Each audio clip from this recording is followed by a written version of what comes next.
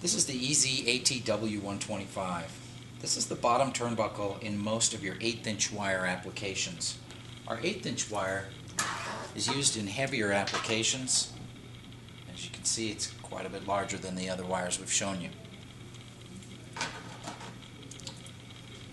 These will come pre-assembled also. And there's a couple important steps that we've got to go through before we can use it. First one being remove this small set screw on the side using a 3/32 hex wrench. Set this little guy aside and don't lose it. The next step is to remove the turnbuckle base from the hood. This can be a little tricky sometimes, but you can usually get a hold of it with your fingers. Use your thumb. If you get really stuck, you can run a screw up into the threaded hole, pinch against it, and rotate it out. So once we've got this disassembled, you'll see we've got 3 pieces and a couple set screws. The first step is to mount the turnbuckle base to the surface that you'll be mounting to. This can be mounted with a variety of hardware, and here we're going to use a wood hanger screw, which is a very common application when you just need to mount the turnbuckle onto a surface without a mounting plate. This is our HD WHS3 wood hanger screw. As you can see, it doesn't have a head on it, so there's only a couple ways to drive them in. One being a pair of nuts put onto the end, but this can be a slow and tedious procedure, so we recommend purchasing one of our wood hanger screwdrivers. These can be put in any drill motor and used to drive these in. Hold the machine threaded end up against the driver and run your drill up slowly.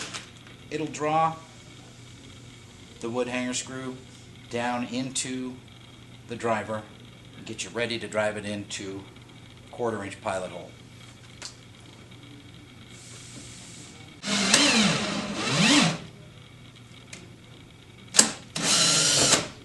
Now we'll take the turnbuckle mount, we'll screw it down onto that threaded portion that's sticking up. Just snug it down.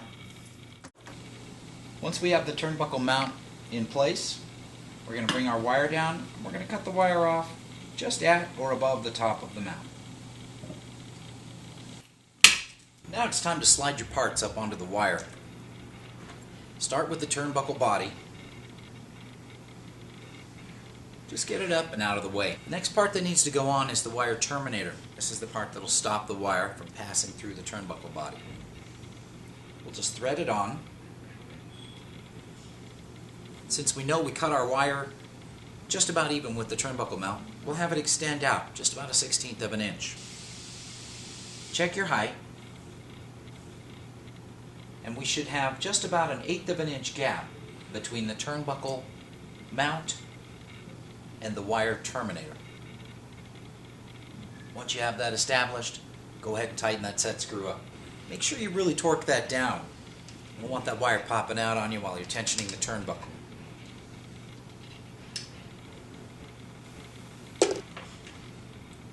Once it's there, and we're sure we have a good gap, go ahead and slide that turnbuckle body down and allow the tip to come up even with the face of the turnbuckle body.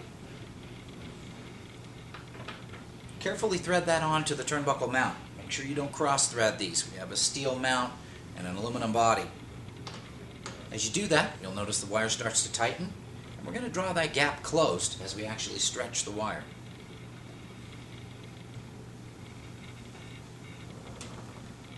The last step is to take that little nylon tip set screw I told you not to lose.